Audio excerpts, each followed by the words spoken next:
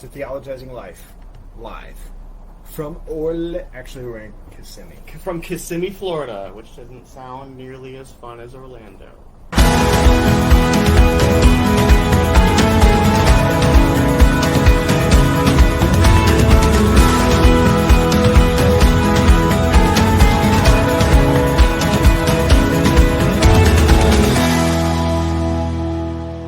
So what have we been doing? Cue them in. Yeah. Cue them in on what's been going on. So we've moved. No, just kidding. She said, "So long, Indiana." And we're done. Yeah. That winter was just too much. We could not handle. No. We're here at a conference. It's called Exponential, and it's held in Orlando every year. It's a church conference. It sort of focuses on church planning and multiplication, which is sort of insider church language for how do we make more followers of Jesus and establish more churches. And there's a lot of different expressions of that, or different ways and models, and it's cross-denominational, and there's people from around the world. This year is sold out, so it's kind of fun because we met people from Canada. There's people there from New Zealand. There's someone who has a very loud luggage cart in the background, so I apologize for that because we're outside. Can't really control that, but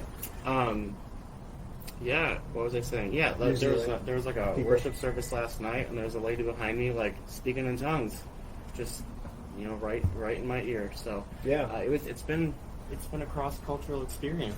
So yeah, we should do a Theologizing Life on speaking in tongues. For it, let's do it. That'd be interesting. That'd be fun to talk about. Also, we just found this out right before we logged on. But Guten Tag to our listeners in Germany. We have 4 of those. So that's awesome. That's great. And it looks like Italy, the Netherlands, and France are our most recent foreign listeners. So we have. I'm talking we've crossed the pond. Crossed the pond. So We're slowly infiltrating the world. What's this one down here? Is that oh, I have no idea, I have no idea how people have come across our podcast, because Matt and I were talking before this about how this is kind of a little side hobby that we enjoy doing, and in part it's an extension of conversations we used to have all the time when we were working together. We drove. Oh, there's the light. That's nice. All right. I had an idea. Light bulb. We drove down here, and the whole way we theologized, and we're like, we should be recording now. But 16 hours of probably not a great idea for us to be recording during that 16 hours of. We got a little unfiltered at times, but Yeah, it's true. It was late and part of the drive, and things get unfiltered. But anyways, if I go to 24 months, we'll get we've infiltrated Canada, the Czech Republic. There's 5 people that have listened from the Czech Republic. Ukraine. I feel like you guys have more going on there than listening to our podcast, but great, awesome. That's interesting. Yeah, it's kind of weird seeing all this. Yeah. So this is through the bulk of our listens come from the United States, but it's kind of interesting to see everyone else. Yeah, it's through our host platform, the dashboard. But anyhow, so we are here at Exponential, and one of the things I appreciate about it, I'm not a church planter, but I am a pastor leader, and they have it's an insane amount of seminar, and then they have breakout sessions, and then there's main sessions with worship and speakers, and it's been really encouraging, the different speakers. Matt, how many? We've heard 6 speakers and went to 4 breakouts at this point. Yeah. What's some really awesome insights that we've gotten. So who's your top 2 favorite speakers you've heard? John Mark Comer. So this is kind of interesting. Anthony read Ruthless Elimination of Prairie and some other books by John Mark Comer, and my wife did as well, and so did our other pastor friend and a couple other people I know, and they have been like the biggest John Mark Comer evangelists that I've ever met. Like Matt, you need to read this book. Why have you not read it yet? And so now, having seen his like breakout sessions and hear him speak and share his ideas, like I'm sold. He's been super insightful and helpful, and I feel like he's kind of my speed. Like I was talking to Anthony, like he's super quiet and like laid back and soft spoken, but when he talks, like you just like you're locked in, like you're listening because he's got some great stuff to say. And then there was another, I think it was the first speaker, a guy named Derwin Gray. Who used to be in the NFL. Ex-NFL player. Now he pastors a church in South Carolina, I think. Yeah. And so he was fun. He was he got some fun stuff to share too, so, which we'll get into. What about you? Yeah, so I also like Derwin Gray, but I think John Mark Comer, I've read all but one of his books, and he's been sort of a mentor from afar. It's what I kind of consider authors that I've engaged some of their content. They're sort of like these mentors from afar. So John Mark Comer, and then Christine Kane. Her message had some oomph and power. And I said two speakers, but I'm going to add Pete Gregg, and part of it's because he's from England and his accent is just captivating. Yep. It's just it's hard to explain. British accent. And so it's just like I could just listen to him talk. Yeah. And like if I tell a joke, people probably won't laugh. If he tells a joke in a British accent, like the entire room just like loses it just because he says it in a British accent. So that's why we're here in Orlando, Florida, and I've been enjoying, or Kissimmee is where we're staying, but I've been enjoying the sunshine. We're in Orlando. This is Orlando. It's been beautiful. Before we God's share, country. we're going to share some insights from the conference that we've taken so far, a conviction or a takeaway, and then something that's encouraged us. But before we do that, there's some exciting news about the one and only Professor Matt Tracy. Matt, Yeah.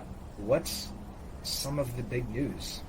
Well, I'm taking one more step in my journey to actually being a real professor. Anthony calls me that jokingly, but I'm actually going to begin a PhD in the fall. So I got accepted to Trinity Evangelical Divinity School in Deerfield, Illinois for a PhD in Old Testament theology. So super excited about that. It's been a long, kind of grueling journey getting there. Applying to grad school is it's like applying to a job, but it's the same job 4 to 5 times depending on how many schools you apply to. So you have to write like papers and application materials, and it's just like you have to just like do one thing, like apply to one school and then multiply that effort by 5, and all the while you may or may not actually get into the school that you're putting your heart and soul into. So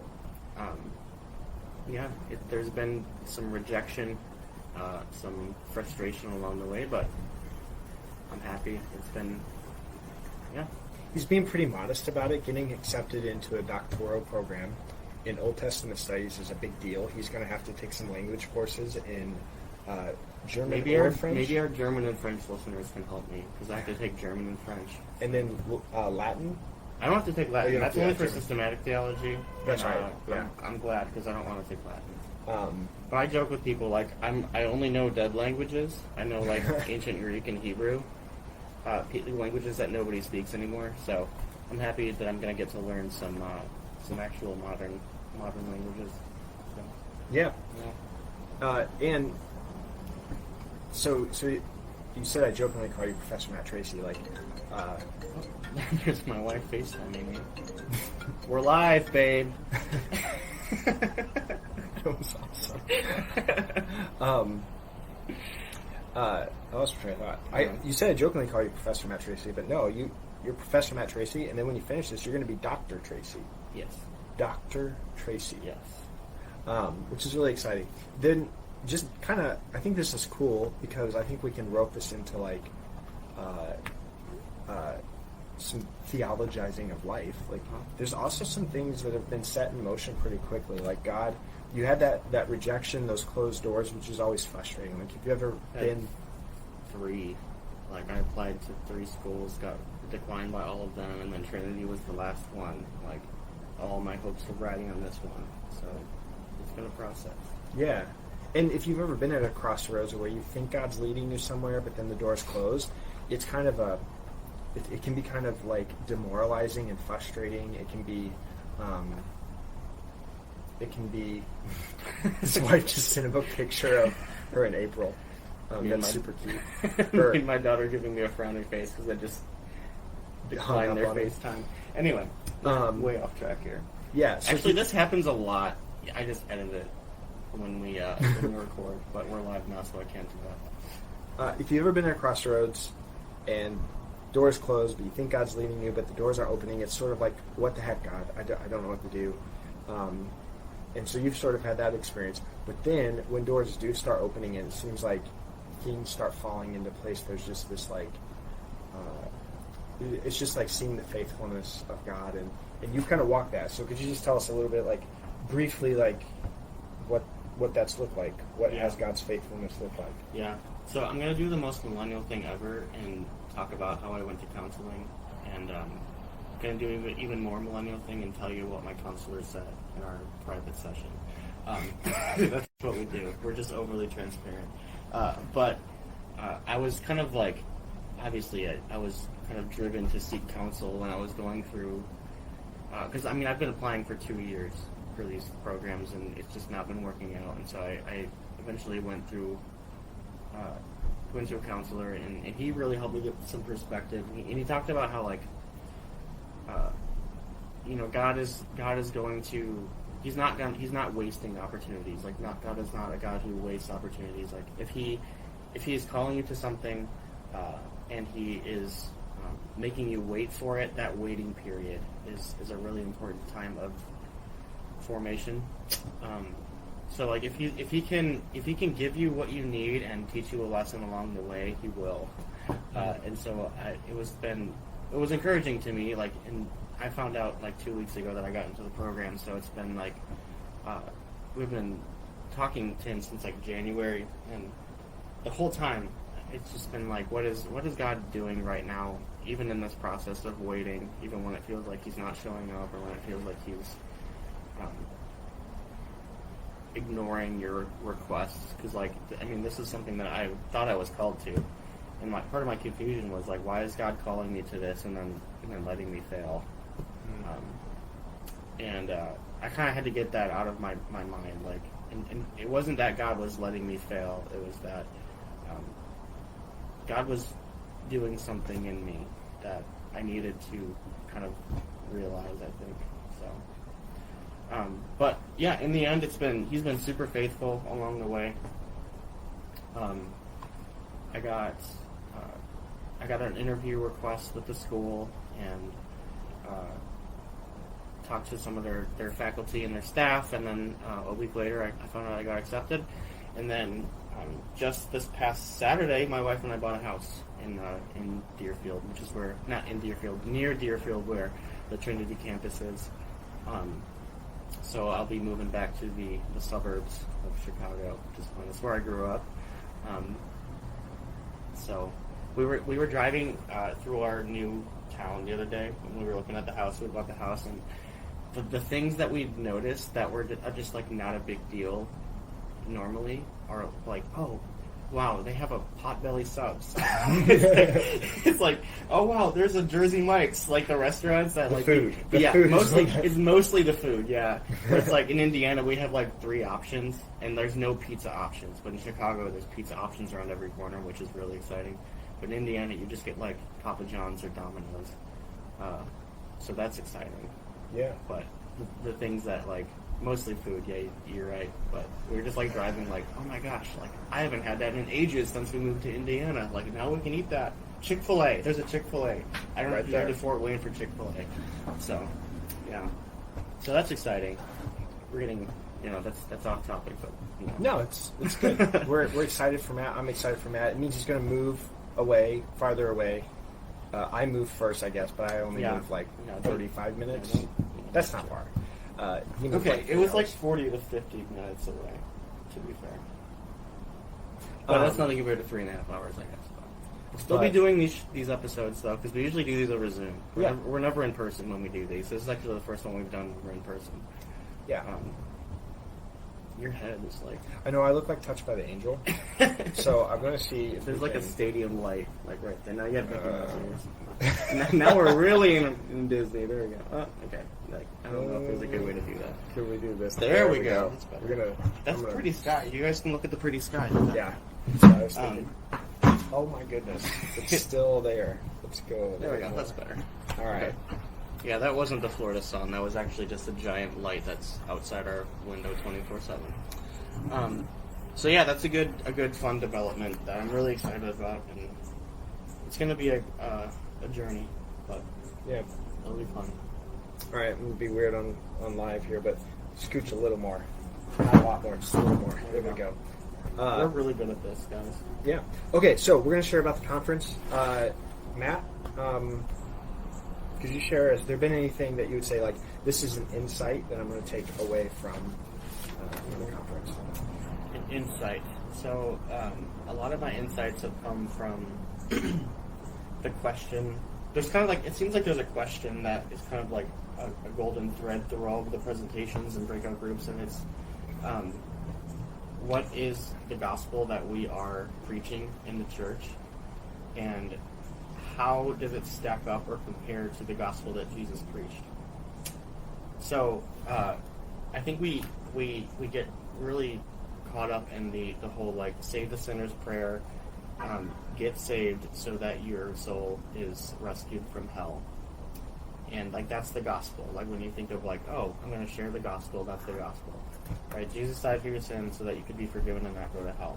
But Derwin Greer actually pointed this out, like the gospel that the New Testament talks about, and obviously like the gospel that we share in the church is true, but it's a product of Paul and other theologians kind of working out the I guess the machinations of it over time, but really the gospel that Jesus initially preached was the kingdom of heaven has arrived, and join me in ushering in the new kingdoms of the world around us. And so I think we in the church we preach like our gospel of get away from hell, like do everything you can and be safe so you don't go to hell, where the gospel that Jesus preached was actually better news than that. It was an invitation kind of into a new way of living, a new reality. So I thought that was super insightful, and that's something that I wrestled with, like, why is the gospel that we preach in the church so different than what Jesus said was the good news? Yeah. And just for just to like reaffirm what Matt's saying, like I did a sermon recently on Mark 1, and if you read Mark 1, it says Jesus went around preaching the good news of God. And this is what and then it quotes Jesus. These are the first words Jesus actually says in Mark's gospel. He says, the time has come. The kingdom of God has come near. So there's something about Jesus' message that had to do with the kingdom, and the kingdom has to do with a king and his effective rule and reign, and surrendering to the lordship of that reign and coming under that kingdom. And Paul talks about we've been transferred from the kingdom of darkness to a kingdom of light. And so there's something about living that way, this kingdom way, and following Jesus. Yeah, and then the response to this is repent, believe, follow me. Mm-hmm. Like he says, repent and believe the good news, and then right after that, at least in Mark's gospel, there's a scene where he calls fishermen to follow him. Mm-hmm. Yeah. So, what about you? What's something that was insightful? Yeah, so originally Anthony pitched this episode as a series of guttural noises. So, and like an insight or I forgot. I don't know if I agree with that. Or and there was one more too. Yeah. Yeah. No. Yeah. I forgot about that. You could have reminded me. It's all right. Do you have a yeah? No. Actually, no. I like this way better. Okay. Right on. I might point out a or a no, but Cool. One of the things I found super insightful was this guy, Josh Howerton, spoke in one of the main sessions. There were two things he shared that I thought were really insightful. And I wasn't able to write down all the scriptures where he highlighted this pattern, but he talked about a pattern of unforgiveness that leads to division that invites demonic activity. And there is this there are places in Scripture where there seems to be a correlation between these. And so, and he talked about how it seems in 2020, like the devil got together, they had like sort of a strategy session and said, hey guys, look, we don't need to defeat the church, we just need to divide the church, and then they'll defeat themselves. Mm-hmm. And he talked about how from that there seems to be, what has sort of emerged is three real clear sort of pockets within at least Protestant Christianity. And he had this Venn diagram and all this stuff, but he defined them this way. The three sort of, if you will call factions maybe, or groupings of Christians are churches, are the doctrinal churches. Those that they're really focused on the Word of God and doctrinal accuracy, truth. And he said part of the strength is the truth matters. Like, it does matter. We are to contend for the faith. But some of the weakness is, in short, like sometimes they're mean. Like, it's just, there's arrogance and just not a lot of grace and truth. It's just sort of heavy on truth. So you have to, I think he said, I think I wrote it down. Doctrine taught with the spirit of the Pharisees. Yeah. So like there's kind of an arrogance to the... Yeah, that's good. As true as it might be, their emphasis on doctrine is obviously important. Yeah. But and he quoted the spirit that they share it with is, Pharisaic. Yeah. And he quoted Paul, it says, love builds up, but knowledge puffs up. Mm-hmm. And so that's, but we have these and again, he emphasized the healthy part of that is truth matters. So there's doctrinal churches that focus on the Word. Then there seems to be the attractional churches, especially talked about kind of in the 90s, early 2000s, and they're really focused on the mission of God and doing works of ministry, being missional, really going out and seeking and loving people who are far from God, and they really take that seriously. And he said part of their vulnerability or kind of weakness, the strength is that matters. The mission of God, Jesus came to seek and save the lost. Like that's true. And Jesus, sometimes we hate on attractional churches. That's really popular to do sometimes. But like, if you read the Gospels, like people were attracted to Jesus. Like crowds surrounded him. I'm doing a series in Mark's Gospel, so that's why this sticks out to me. But like, so many people heard about him. He was healing people that Mark tells us that he could hardly enter a village without people like sort of swarming him. So sometimes he went out to solitary places, or like he sort of secretly tried to enter places. So attractional isn't bad, but part of the weakness is they can be so sensitive to people who are far from God that they sort of can compromise. So doctrinal, attractional. And then you say they have the charismatic, and they really emphasize the Spirit of God and the supernatural power of God that can only come through the Spirit. Like it's not like strategy or like what humans can do, but there's a big dependence on God showing up and a big emphasis on experience of God. And one of the things I thought he said that was insightful about this was there's fewer people in the charismatic. One, it's growing. All other churches are kind of in decline, but the charismatic churches have kind of steadily grown. And he talked about how there seems to be fewer deconstructing from charismatic movements. He said in his thought on that, which I thought was so good, was if you came to faith through an argument, you'll leave the faith for an argument, like if there's been an argument. But if you've had an encounter, like if you've had an experience with God, like you can't argue me out of the encounter I've had with God, right? So I thought that was really good. He said sort of the weaknesses sometimes, though, that the gifts of the Spirit are more emphasized than the fruit of the Spirit. I thought that was really insightful. So you have these three: doctrinal, focus on the Word; attractional, focus on deed; charismatic, focus on power signs and wonders, and they're all separate. But he said where we want to be is right in the middle, like if you think of a Venn diagram where there's the overlap. And he referenced Romans 15:18 through 19, Paul's strategy. He says this in Romans 15:18 through 19 in the ESV. For I will not venture to speak of anything except what Christ has accomplished through me to bring Gentiles to obedience, by word and deed, by the power of signs and wonders, by the power of the Spirit of God. And so his suggestion or his emphasis was we need churches that are reaching people through word, deed, and the power of signs and wonders.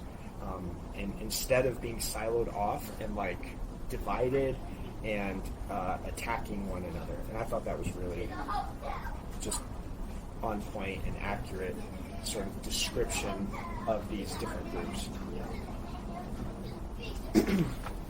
There was a breakout session. The title was The Master's Plan of Evangelism by this organization called the Bonhoeffer Project, named after Dietrich Bonhoeffer, who was a German, German theologian. He had some really cool insights on discipleship, and they are kind of carrying on his tradition. Their logo is actually like his iconic like circular glasses. That's awesome. It's cool. I like them a lot. I've never heard about them until now, but they talked about how one of the drawbacks of the discipleship model of our churches is that we tend to create like disciple factories. Like if we take someone who's not a Christian and we just integrate them into a system, go to a small group, start to serve, join the a prayer team or whatever, like whatever your church offers and calls discipleship. Like if we just take someone who's not mature in their faith and move them along through a process, then they'll become mature disciples of Jesus. And I thought that was kind of convicting, because I think that's what our churches tend to do. Like our American way of thinking is so linear, so process oriented, so like industrial revolution influenced, like efficiency, and we take humans who are complicated and put them into a very uncomplicated system and assume that that's going to make this mature disciples of Jesus. I thought that was convicting and worth thinking about. And another thing they shared was how the way that we share the gospel kind of is conducive to immature disciples. So we've made, they call it the gospel Americana, which is kind of funny to me. And so we emphasize conversion, like salvation, say the sinner's prayer, raise your hand and say this prayer. Sometimes we even have people close their eyes so they don't have to, no one has to see them come to Jesus, and so they don't have to talk to anyone about it. But close your eyes, say this prayer, and you have now punched your ticket to eternal security. And then we've made discipleship like extra credit, where it's like, okay, now that you're saved, here's something that you can do that will like deepen your relationship with God or grow in spiritual maturity. So it's very like self-focused. Now that I'm saved, like what can Jesus do for me? Where their Bonhoeffer Project is, their emphasis is kind of restoring this process of discipleship to its rightful place. It's like as a natural, essential aspect of salvation. So to be saved is to be a disciple. It's not like get saved and then become a disciple. And I thought that was pretty spot on. That was some conviction there, shared. Yes. Yeah. Because it was convicting because that's how I tend to think of things, and I think that's how we tend to think of things when we're at the church. Is, people process drives our strategy, like strategies and processes drive our discipleship models. Like he kind of illustrated, like there's a river, and the mouth of the river where it starts is the gospel, and the end of the river is sanctification.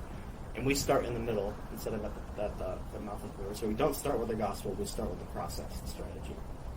Yeah. It's good. So he's saying, like, start farther downriver, and you'll create more mature disciples. For me, something that was there were two things I found convicting.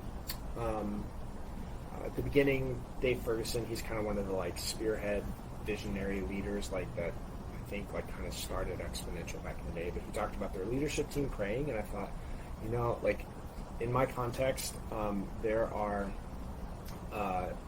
some. So I'm a lead pastor. I'm pretty young. I've only been in a lead role since August 21. There's a lot of stuff happening, and like the truth is like I don't have, all the insight and experience in the world to know how to navigate some new things that are happening in our church that I think are good and exciting. And I just have this sense of like I don't want to get in the way. I don't want to try to control. I don't want to try to strategize or create systems, programs, and like essentially programmatically suffocate what the Spirit's doing. So I don't want to get in the way. And so that's kind of the reality. And he talked about their core team praying for this event. I thought, I should invite my staff and my council. That's like my board, my council, into praying for some key initiatives. And then later that day, one of the main speakers, one of their main points, Pete Gregg's main point, one of them was pray in this season. And one of his response things was maybe you're here and like you need to.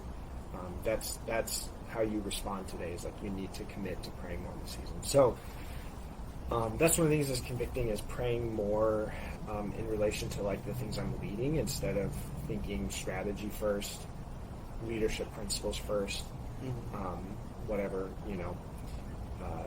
And then another convicting thing that is like one of those affirming convictions. You ever felt like God's like laid something on your heart and you haven't yet acted on it, but like you're going to, and then there's another affirmation that's like, okay, yes, that's conviction. Is Christine Kane talked about hospitality, which there's the original word, which I did a sermon on this a month ago, but the original word means in Scripture means to love of strangers, and it's this theme of hospitality is pretty core to like the what it means to be a Jesus follower in a community of believers. And so I want our family, like we live in a neighborhood now, and I want us to be hospitable. And so I have a list of people that I've talked to my wife about that like we want to have over for dinner. Like we want to have them at our table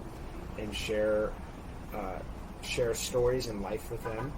And she used the term intentional embodied hospitality. And it's intentional in the sense that like we're not going to be aggressive about Jesus, but we're also not going to be, conveniently leave it out that like we're Jesus followers. And so essentially the convicting thing is like I need to pray more, and we need to act on having some sort of rhythm where we're inviting people to our table. Some of which may be from our church or maybe friends. Like I think that's a part of hospitality, but also specifically some people, some neighbors who may not yet know God. So, yeah. I think what she pointed out was she talked about the Matthew 9 story where Jesus is sitting around the table just like having fellowship with people. And it's framed by story after story of Jesus displaying his power, like casting out demons, healing. And right in the middle is the story where Jesus is just sitting around the table talking with people. I think when you read scripture and there's a frame when you can see, this is just like good hermeneutics, I think. Like when you notice something like that, when you see a story that is framed by different passages that seem to emphasize this one thing, that's something to pay attention to. And she pointed out that the displays of power were not more important than what Jesus did around the table with people. Yeah. Yeah, creates kind of a sandwich, and my favorite part of a sandwich is the meat. So it's what's between the buns. Yeah, so it's like I think when we read the Bible, that's a good approach to have. It's like Jesus is displaying his power, and then he's sitting around the table, and then he's displaying his power again. So, like, the emphasis that the writer is trying to convey is the sitting around the table. So, Yeah. there's something there. But Well, last, is there an encouragement you would share, like something that's been encouraging or renewed your soul? And it doesn't necessarily have to be, I don't know that I'll share something specific from this session. It could just be from the experience or whatever. yeah, I think, honestly, I enjoy watching people in their various expressions of worship.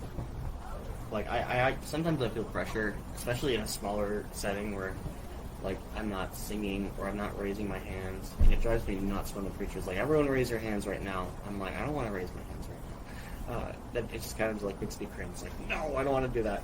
But when I'm in a setting like this and there's thousands of people in a room, it's really encouraging to me and fun for me, and it really kind of just stirs something in me, like when I look around and see people just like freely worshiping. So the music has obviously been really good. I wish we could give credit to the musicians, but I'm not sure who is actually. Yeah, I don't know where the worship is. I think it might be the church we're at worship in. We're at First Baptist Church in Orlando.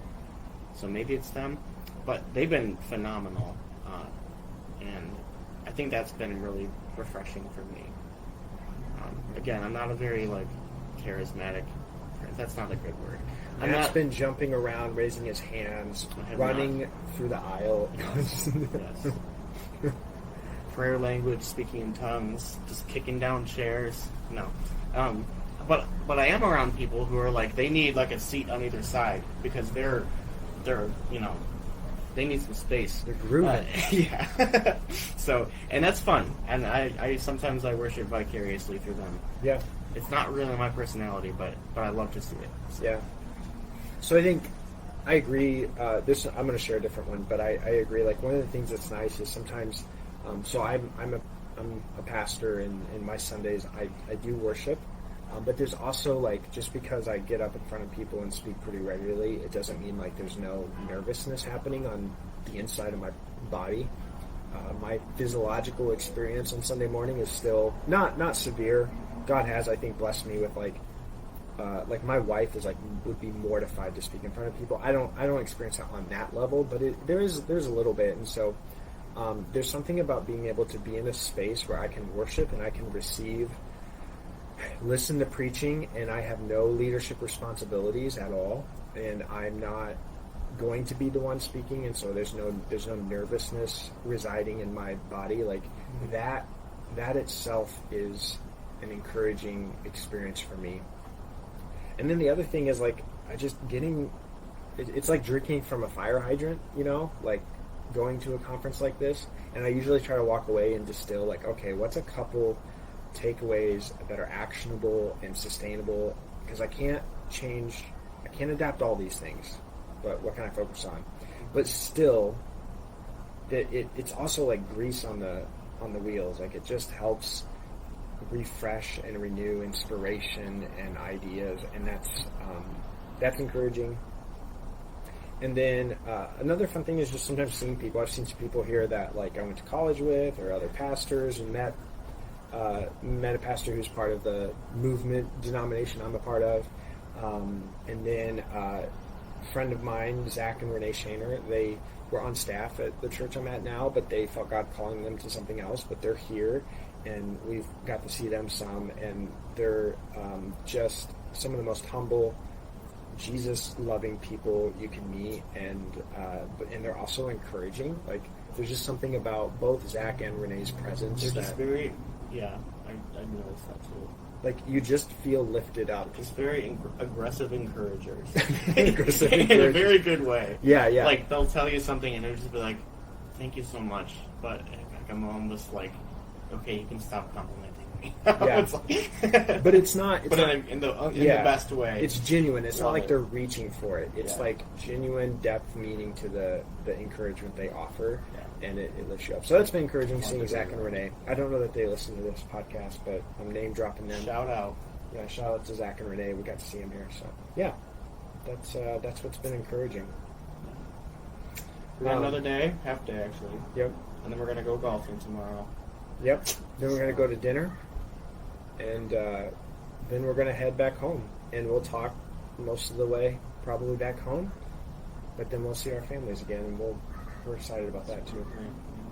And I have to jump right back into the moving process. So this has been it's kind of nice because like I love ministry. I still have ministry heart, and so I want to be really intentional about these experiences and like making, I tend to not make my head knowledge practical, but these conferences are really helpful with like, I have things in my head that I want to make practical for the church, and so like these conferences are really helpful. But it's been kind of nice that like I don't work at a church anymore, and so like I'm kind of just here to learn and relax, and for me like learning is relaxing, so I've been enjoying it. Yeah. And the pool helps. Yeah. Like I'm introverted. I needed 45 minutes to just like be by myself today, and so I just sat by the pool. And I'm from Indiana, so I probably look like a beluga, because we don't have sun. But yeah, it was good. Yeah. I think if I were to make something practical real quick, like give a little pastoral encouragement, I've really felt that hospitality is really important. Oh, one of the things Christine Kane said too was sometimes a willingness to be interrupted is important. And I guess if you, one of the things I would encourage is if you're a Jesus follower and you live in proximity to other people. I know this can be hard if you don't, because our previous house, we had quite a bit of space between us and the other houses around us. But now we live in a neighborhood, and there's just really good opportunities to be a blessing to your neighbors. And for me, there is the segue of like my job as a pastor, so it's pretty obvious I'm a Christian, and I can't really like. So if you're not a pastor, it might be a little harder to insert your faith into the conversation. But it's not like you could invite them to maybe something your church is doing that's fun or would be fun for their family if they have kids, or invite them over, and it doesn't have to be for dinner. It could be for dessert or for a drink. But yeah, hospitality is really good. So Yeah. very good. Well, anything else you want to share? Yeah, I think Sounds good. This has been a quick episode because we've been talking and processing a lot today, and also we haven't eaten dinner yet. So, yeah, I think we might sign off, and we're looking forward to tomorrow. And if you did happen to tune in a little late or miss this episode, or you can watch this video obviously online on Facebook. It'll record, and I'll also post the audio on our usual platforms: Spotify, Apple Podcasts, that kind of thing. So, and if you listen on those platforms, just a little thing like we like to remind you: if you like, share, rate, all of that stuff. Tell your friends. All that stuff helps increase our listener base. So, absolutely. Yeah. Well, thanks for tuning in. Yeah. Cue theme music. We don't have that with us. We don't. I'll add that in post production. Yeah. Yeah. Well, thanks for listening. Have a good night.